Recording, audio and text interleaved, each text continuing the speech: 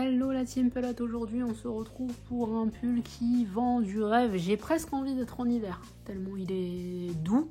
Il est totalement accessible aux débutants, vous allez voir, c'est très facile. Vous en avez marre de faire des snoods et des écharpes. Celui-ci, il est pour vous. Allez hop, c'est parti.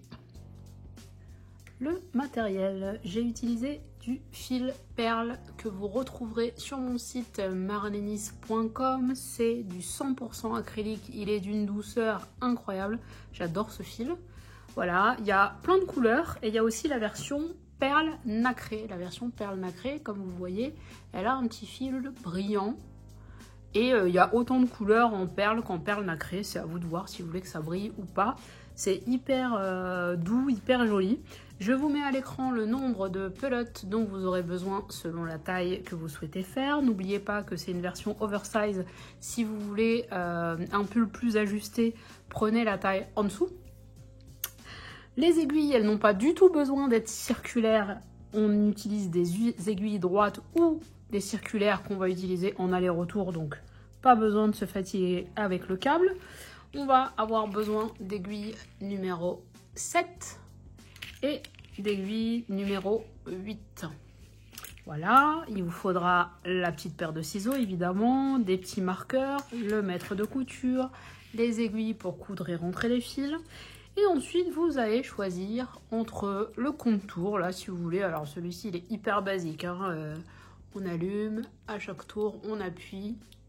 Mais c'est important de compter les tours pour pouvoir avoir un devant de la même longueur que le derrière et des manches qui ont également la même longueur. Mais si vous n'avez pas le petit contour, que vous pouvez aussi trouver sur mon site, on a le stylo. En plus, celui-ci, je voulais trop vous le montrer parce qu'en fait... Marlenis, la team pelote. Bon, pour l'instant, j'en ai qu'un, mais peut-être que ce sera des cadeaux de fin d'année pour vous. En plus, on peut s'en servir sur le téléphone, tout ça, tout ça. Bref, on n'était pas venu pour ça. Donc, la petite méthode du stylo, on fait des petites barres sur une feuille. Ça fonctionne aussi très bien, mais en fait, on pense bien à compter nos mailles. Je vous montre le petit schéma, vous allez voir, c'est vraiment pas compliqué. Et puis, on va pouvoir commencer. Ce pull est constitué de 4 pièces. Donc on va faire 2 rectangles. Un pour le dos, un pour le devant. On les commencera tous les deux par une bande de côte. Et on continuera en jersey. Idem pour le deuxième panneau. Et puis tout en jersey. Ce sont 2 panneaux que nous viendrons coudre après ici au niveau des épaules afin de laisser l'encolure libre ici. Ensuite, nous aurons des manches que nous allons commencer par le poignet, bande de côte. Nous ferons des augmentations, je vous explique tout. Et ensuite, nous aurons donc des manches et on en fera 2 comme ça. Sur les corps, on va avoir une encolure assez échancrée. Je vous explique tout au moment voulu.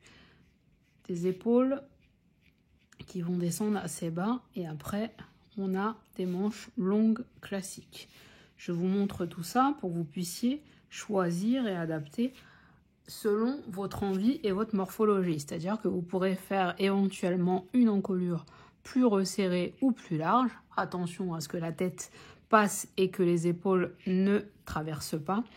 Et moi je suis partie sur une longueur approximativement au milieu des hanches ici.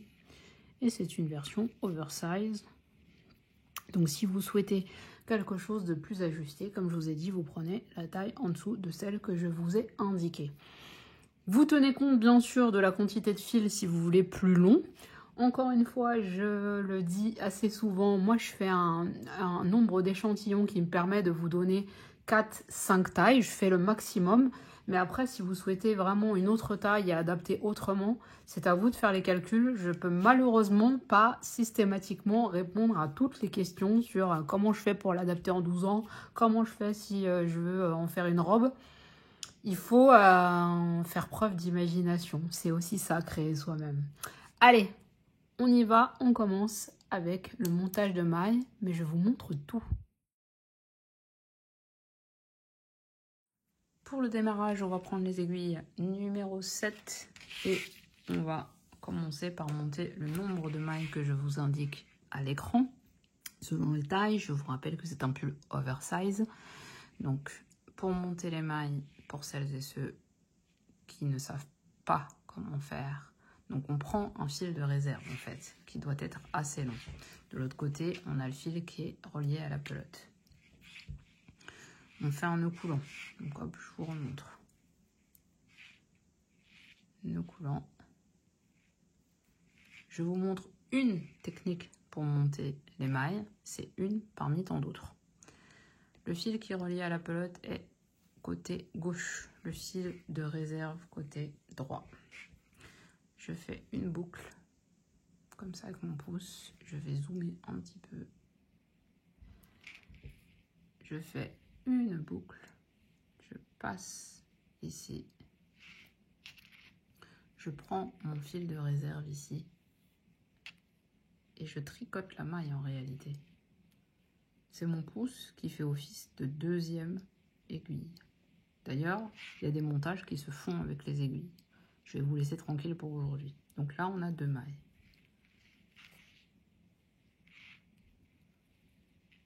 3. On ne serre pas trop les mailles, ça sert à rien. 4. 5. Et on va faire comme ça autant de mailles que nécessaire. Je vous ai donné des indications de taille à l'écran avec les largeurs correspondantes. À vous de voir et d'adapter. Aucune importance d'avoir un nombre pair ou impair. Nombre de mailles pair ou impair, vous faites comme vous voulez. D'ailleurs, pour les plus débutants, je vous conseillerais même de faire un nombre pair de façon à toujours commencer la bande de côte de la même manière. Je vais vous expliquer après. Mais si vous avez fait un nombre impair, aucune importance. Donc, montez vos mailles. Moi aussi, je vais en monter quelques-unes, comme ça, je vous montre la suite. Nos mailles sont montées, donc forcément, vous allez en avoir plus que moi. Et on va les tricoter en côte 1-1. Les côtes 1-1, qu'est-ce que ça veut dire? C'est une maille à l'endroit, une maille à l'envers. Et au-dessus, le rang suivant, on mettra une maille endroit sur une maille endroit et une maille envers sur une maille envers. Donc les côtes 1-1, c'est ce qu'on retrouve souvent sur le bas des pulls, au niveau des manches, etc. On va tricoter toutes les mailles de la première à la dernière, dans ce projet-là en tout cas, parce qu'on va coudre. Donc les mailles lisières, on va pas se compliquer la tâche avec aujourd'hui en tout cas.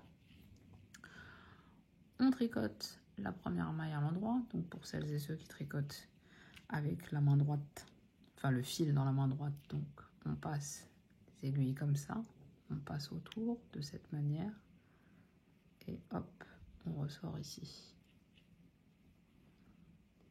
On va repasser le fil par l'avant du travail, mais on va pas repasser le fil en passant sur l'aiguille comme ça, sinon on va se créer une maille.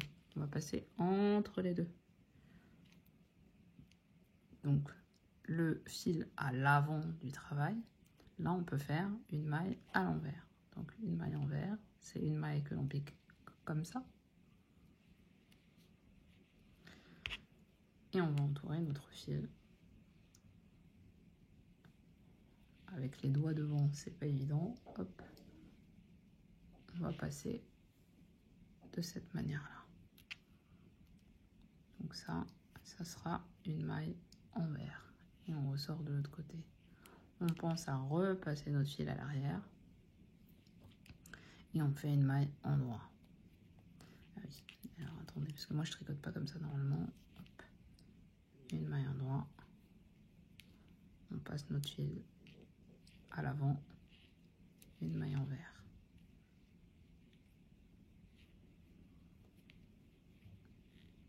On repasse bien le fil à l'arrière. Une maille en droit.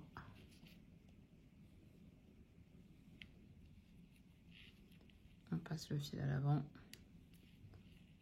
Une maille envers. Pour celles et ceux qui travaillent en continental, pareil, hein, on inverse bien le fil, mais vous allez voir, pour celles et ceux qui le font et pour celles et ceux que ça intrigue, qu'à mon sens, c'est plus simple, pour moi en tout cas. Donc là, j'étais sur une maille envers, on la reconnaît parce qu'il y a une petite barre verticale ici, horizontale pardon ici.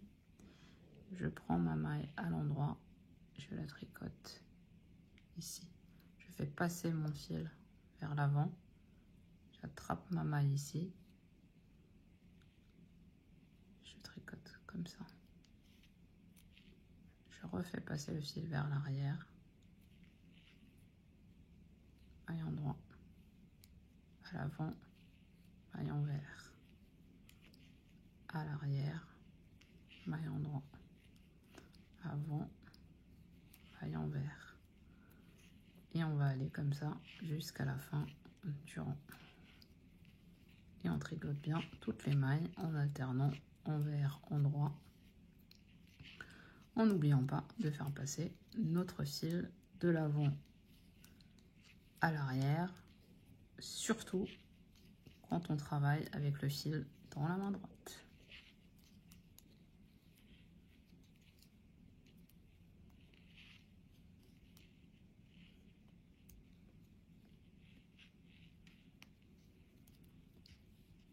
Je suis arrivée au bout du rang. Je retourne tout simplement.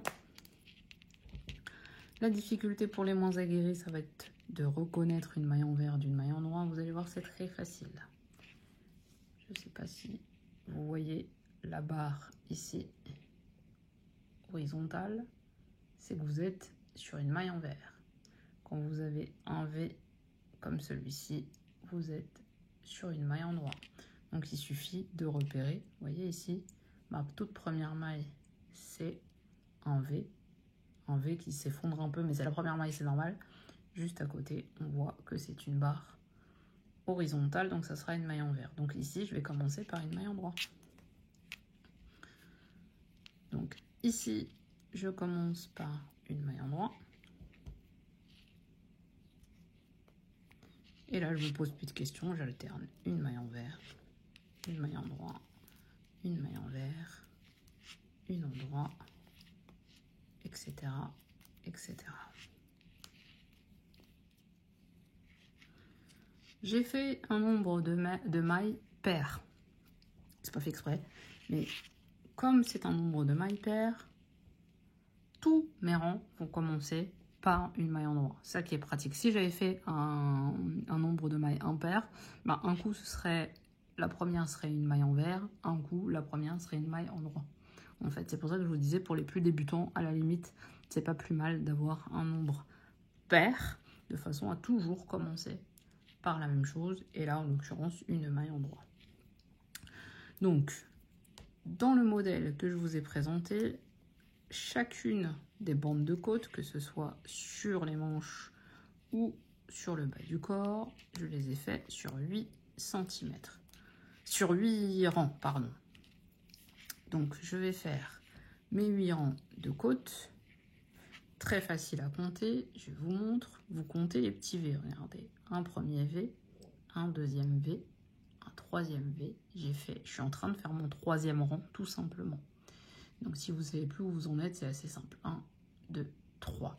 Donc, on fait les 8 rangs de côte, toujours en alternant. Et on se retrouve pour commencer en fait le jersey pour celles et ceux qui ont besoin de se rafraîchir la mémoire ou de voir comment on fait le point jersey.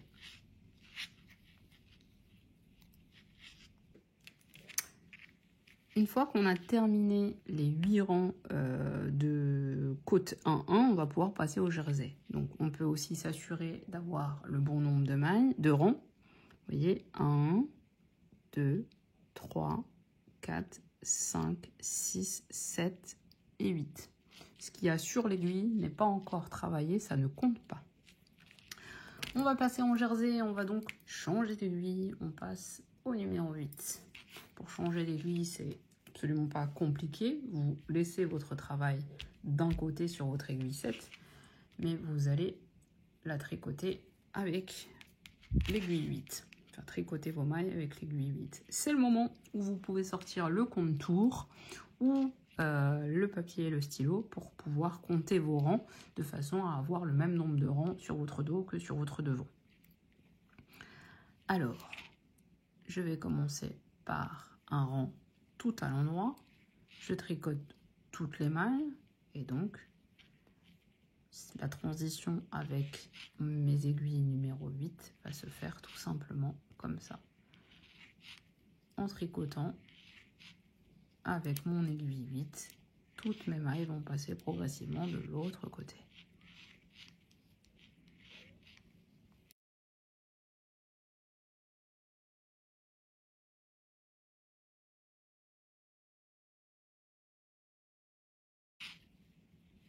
Toutes mes mailles sont passées sur l'aiguille numéro 8. Je peux ranger mes aiguilles numéro 7. Mes mailles sont passées ici. C'est du jersey, ma deuxième aiguille numéro 8. Bah, pour le coup, moi, c'est attaché au câble, hein, pour celles et ceux qui sont sur des aiguilles avec câble. Celles et ceux qui sont en aiguille droite, bah, prenez votre deuxième aiguille. Et là, on va passer donc sur l'envers du travail. Et on voit très très clairement les lignes horizontales. Nous sommes sur l'envers et nous allons faire des mailles envers. Donc les mailles envers, vous en avez fait plein depuis tout à l'heure. On passe l'aiguille comme ça, le fil dans ce sens-là. Et on passe la maille. Donc moi je suis toujours en continental. Ça ne doit pas vous perturber. Vous faites vos mailles à l'envers comme vous avez l'habitude de le faire. Et donc là on fera un rang tout à l'envers.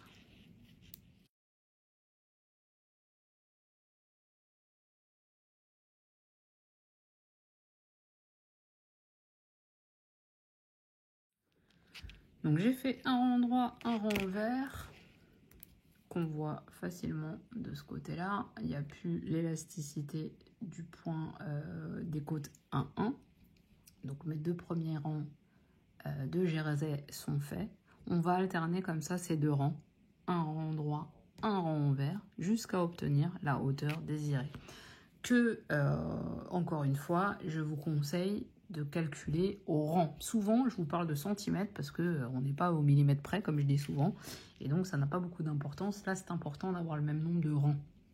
Donc, prenez le compte-tour comme je vous ai montré, ou notez sur une petite feuille, vous faites des bâtons comme on faisait quand on était beaucoup plus jeune. Beaucoup plus jeune. Vous faites les petits bâtons pour avoir le même nombre de rangs d'un côté et de l'autre, c'est important. Donc vous faites vos deux panneaux, on va se retrouver pour que je vous montre comment rabattre les mailles et après on pourra commencer la manche qui de toute façon commencera exactement de la même façon que le devant avec 8 rangs de côte ici. Pour chacune des 4 parties que nous devons faire pour ce pull, quand on a obtenu la hauteur désirée, on va rabattre les mailles. Et on va rabattre les mailles de façon souple. Je vais montrer à celles et ceux qui ne l'ont encore jamais fait. Pour rabattre les mailles, on tricote. Alors, il faut qu'on soit sur l'endroit du travail. Donc, on tricote en maille endroit. Donc, on tricote une première maille. On tricote la suivante. Et on va prendre la maille, la première maille tricotée et la faire passer par-dessus la deuxième maille. Donc on fait ça souplement. Quand je dis souplement, on ne tire pas sur le fil derrière. On laisse tomber la maille tout simplement. Donc là, on a bien une maille sur notre aiguille de droite. On tricote la suivante, à l'endroit toujours. On a maintenant 2 mailles sur notre aiguille de droite. On prend la première et on la passe sur la seconde. On tricote l'autre maille. On a 2 mailles sur l'aiguille. On prend la première, on la place par-dessus la deuxième. Et on va faire ça tout le long du rang jusqu'à ce qu'il nous reste une seule maille sur l'aiguille. Et je vous montrerai comment couper le fil. Pour celles et ceux qui travaillent en continental, on tricote une maille. On a 2 mailles sur l'aiguille de droite, on passe par-dessus la seconde maille. Et on ne tire pas, on le fait vraiment souplement. Si vous tirez, l'encolure ne sera plus droite, elle sera resserrée finalement. Donc parce que on est sur l'encolure, mais ça vaut aussi pour les manches, hein. Donc de toute façon, je vous ai dit les 4 pièces que nous faisons pour ce pull. Quand il faudra rabattre, on fera exactement ce que je suis en train de faire ici. Normalement, le jersey, ça roule au moment de rabattre, mais comme là, on utilise des aiguilles beaucoup plus grosses que la taille du fil, que ce qui est préconisé pour le fil, et donc sa taille, on a quelque chose qui va très peu rouler, et après, avec les coutures, ça ne roulera plus du tout. Donc voilà comment on rabattra les 4 morceaux que constitue ce pull.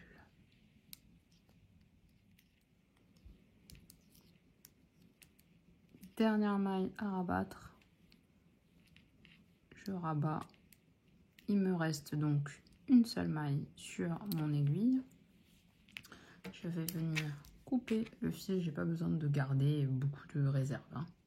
Je coupe, je sors mon aiguille, en sortant le fil, je tire un peu, ça crée un nœud naturellement, et donc nous avons notre pan qui est terminé. Donc un dos ou un devant comme on veut, on refait exactement la même chose pour le deuxième. Donc on doit avoir 2 panneaux comme ça, comme je vous ai dit, et puis les 2 manches, pas plus compliqué que ça. Donc vous faites les 2 et on revient pour les manches. Nous voici arrivés à l'étape des manches. Pour faire les manches, vous allez monter le nombre de mailles que je vous indique à l'écran. Et vous allez commencer, comme vous avez commencé le dos et le devant de ce pull, par 8 rangs de côte 1-1. Une maille à l'envers, une maille à l'endroit. Ça, je pense que vous maîtrisez un peu. Quand vous avez fini ces 8 rangs, vous ne changez pas tout de suite votre aiguille. Vous gardez pour l'instant encore du numéro 7. Nous allons faire les augmentations. Les augmentations, on va doubler toutes les mailles, sauf la première et la dernière. La première et la dernière, on les tricote normalement. On double toutes les autres. Je vous montre comment on fait. Je vous montre une technique d'augmentation. Il y en a d'autres. Si vous en maîtrisez d'autres et que vous ne voulez pas faire ce que je vous montre, et ben, vous faites comme vous voulez. La première maille, on la tricote à l'endroit. Donc les augmentations, on va les faire sur l'endroit, hein, sur un rang endroit. Donc on tricote la première maille. On va faire une augmentation. Donc vous voyez, j'ai ma maille ici sur l'aiguille et puis juste en dessous, j'ai la maille du rond d'avant. Je vais piquer dans cette maille du rond d'avant là. Je vais tricoter, enfin je vais ramener un brin, le brin, ça va créer une maille et je vais tricoter ma maille normale juste à côté. Donc plutôt que d'avoir une seule maille, j'en ai 2. Ici, je passe sous ma maille normale, elle est là. Ici, il y a la maille du rang précédent, je pique en dessous, je ramène le brin pour former une boucle et donc une nouvelle maille. Et ici, je tricote celle d'à côté. Je pique en dessous, je ramène, ça me forme une maille et je tricote la maille normale juste à côté.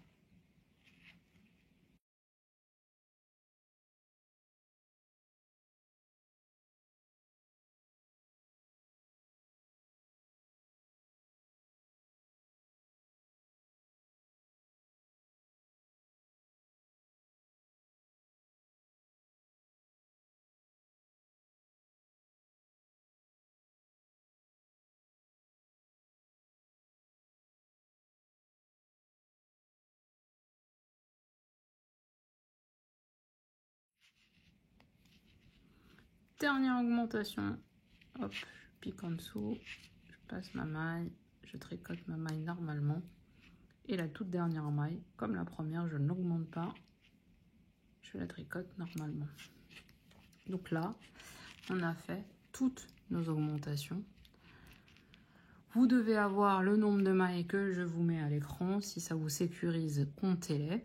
Et là, on va maintenant pouvoir récupérer et passer sur la maille, sur l'aiguille numéro 8. Là, on a tricoté tout à l'endroit. On va tricoter à l'envers. On le voit bien d'ailleurs, hein, on est sur des mailles envers.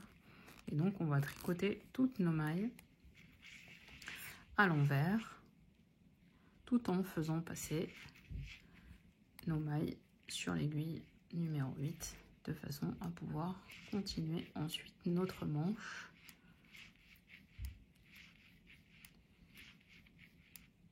C'est le moment aussi où on compte les rangs.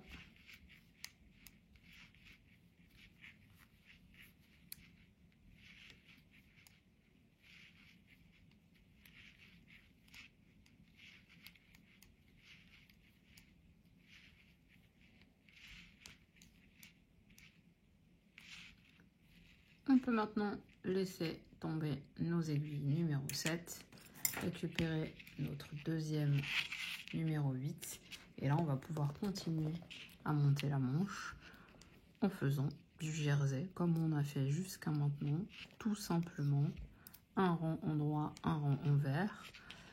On pense bien à compter nos rangs pour avoir les deux manches de la même longueur.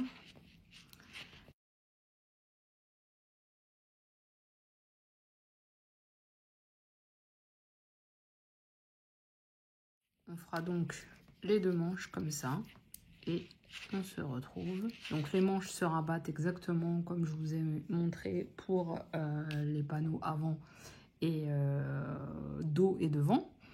Vous faites la manche de la longueur dont vous avez besoin. Je vous donne des indications toujours à l'écran. Vous faites les deux manches et on se retrouve pour les coutures. Parce que une fois que vous aurez fait les deux manches, et ben vous serez quasiment à la fin de ce joli pull. À tout à l'heure.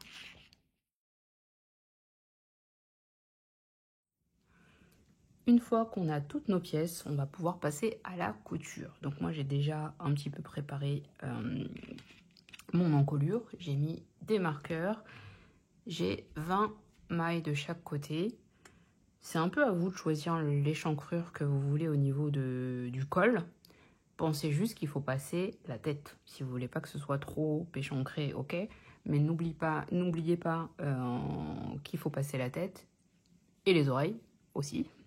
Donc, moi je vous indique à l'écran un nombre de mailles de chaque côté qui vous permet d'avoir une échancrure pour avoir un résultat comme je vous ai montré. Mais si vous voulez quelque chose de plus resserré, faites-le sans oublier effectivement qu'il faut passer la tête. Si vous voulez plus large, faites-le également, mais n'oubliez pas qu'à un moment donné, vous pouvez passer à travers. Donc voilà. Donc moi, je vous donne les indications, après à vous de voir. Pour stabiliser la chose et avoir des repères, j'ai mis un marqueur des deux côtés.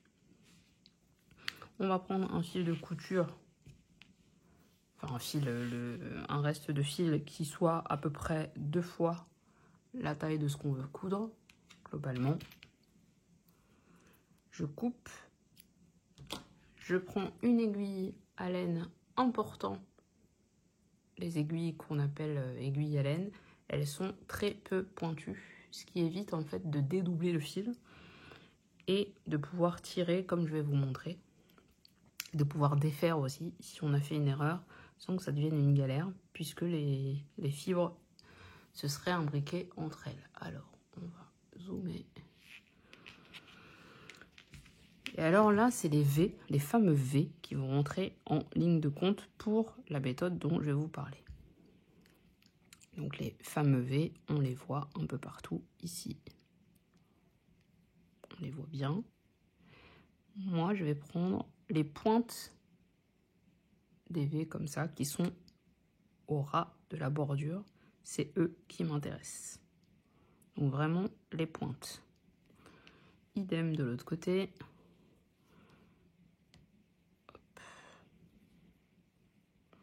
De l'autre côté, pareil, je vais me préoccuper des pointes.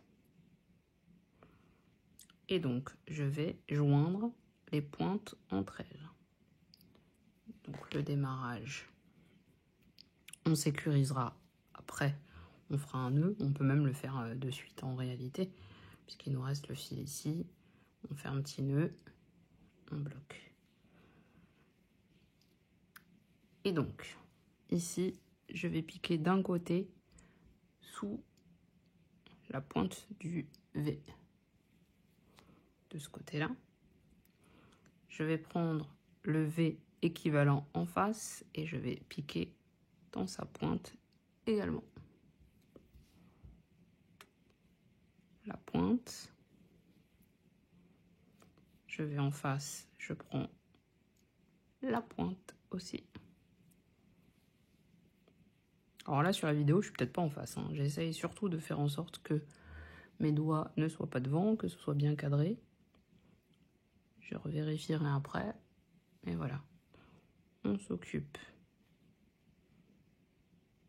des pointes des V. On passe comme ça.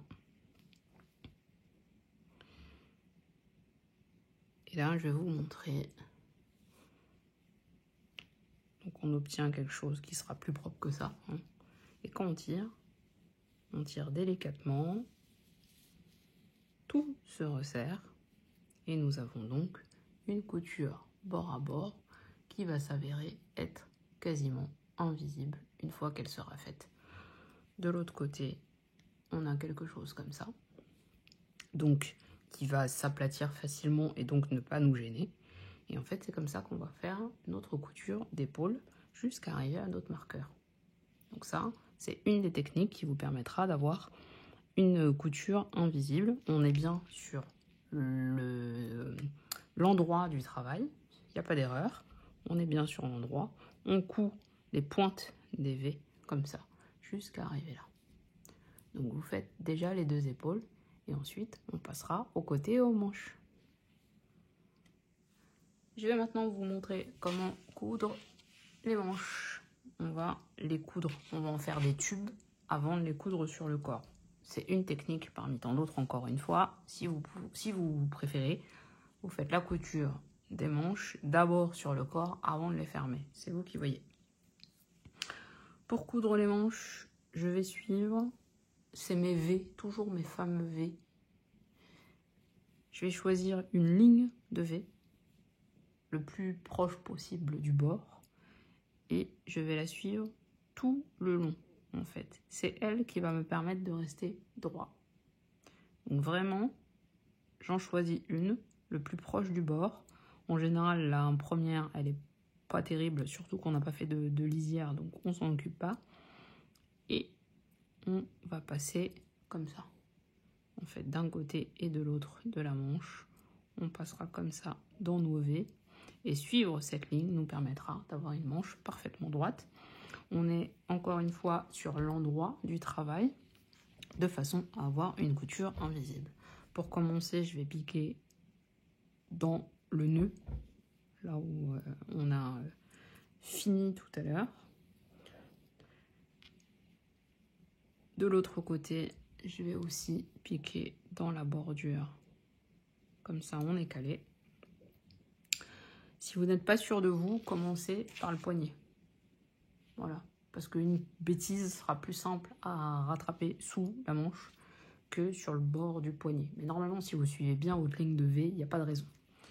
Mais si vous êtes plus à l'aise ou pas très assuré, n'hésitez pas. Donc, je choisis de suivre cette ligne-là. Je vais piquer ici. Je pique, je passe en dessous. Il y a mon brin ici qui apparaît.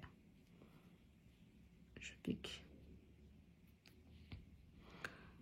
Cette ligne-là, je vais suivre celle-ci. De ce côté-là, je fais la même chose. Je continue à suivre ma ligne de V. Donc, je pique comme ça. Je passe en dessous.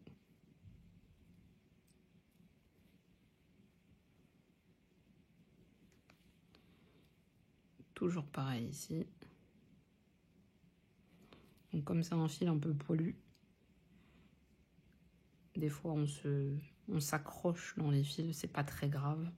On démêle un peu comme ça. Là. Et on continue à suivre la ligne de V. Et tout comme on a fait pour les épaules, on n'est pas obligé de serrer tout de suite notre couture. On peut faire plusieurs points avant de tirer sur le fil délicatement et que nos coutures se mettent bord à bord. Je vais vous montrer tout de suite. Donc là, je tire doucement.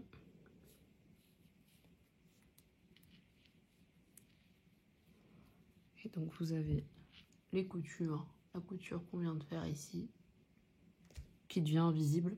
On ne la voit plus. On a bien suivi, donc on a un V de chaque côté. Ça a même recréé un V au milieu. On suit bien cette ligne et on aura une couture totalement invisible. Je vous montre sur l'autre manche qui est déjà faite pour le coup. On arrive sur une couture qu'on ne voit pas. De l'autre côté, on a une bordure comme ça, rien de particulier. Et voilà, on a cousu en se plaçant sur l'endroit, en suivant notre ligne bien droite, et on est sur une couture quasiment invisible. C'est exactement la même technique qu'on va suivre pour les côtés du pull. Donc déjà, vous allez coudre les deux manches, on va en faire des tubes, en fait, comme ça. Et ça me permettra de vous donner une astuce, une petite astuce, hein, pour pouvoir coudre les manches plus facilement. Pour pouvoir assembler, pardon, les manches sur le corps du pull plus facilement. Allez, faites les manches et on se retrouve. Je n'ai pas enclenché la caméra pour le début de la couture de la manche, mais c'est pas grave, je reprends. On a cousu les épaules. On a fermé nos manches. On va venir poser à plat comme ça, toujours sur l'endroit. Le haut de la manche, donc le bas est bien là avec notre couture, hein. Le haut de la manche, on va le positionner sur la ligne d'épaule, comme ça. Et l'astuce qui est finalement un mix des deux méthodes que je viens de vous donner pour avoir des coutures bien propres, c'est de suivre toujours de ce côté-là une ligne de V pour être bien droit. Ici, je suis ma ligne de V que je vais connecter ici avec la pointe de mon V. Et je vais faire exactement la même chose d'un côté et de l'autre de la manche. Donc, si j'ai un conseil à vous donner, c'est de le faire en deux fils. C'est-à-dire que là, je vais utiliser un premier fil jusqu'à la l'aisselle et je prendrai un autre fil pour retourner le travail et faire de l'autre côté. De façon à ce que quand je tire, tout ne vienne pas en même temps et reste bien plat. Voilà, donc là, je vais juste vous montrer le résultat de ça. Ici, je tire délicatement et nous avons une ligne bien droite d'un côté comme de l'autre. Et donc, on va pouvoir faire les manches de cette manière-là. Une fois qu'on a cousu nos manches, elles seront donc bien plates ici. Et il sera temps de faire les deux côtés du pull, donc sous les aisselles jusqu'à la bande de côte en bas. Et là, vous allez utiliser la même technique que ce qu'on a fait pour les manches, puisque c'est exactement le même principe, les mêmes points. Vous choisissez une ligne et vous la suivez. Si vous en êtes là, c'est que vous êtes en passe d'avoir fini ce pull, peut-être votre premier. Donc, félicitations. J'espère que vous êtes fiers de vous et je vous dis à bientôt pour une nouvelle vidéo. Ciao, ciao!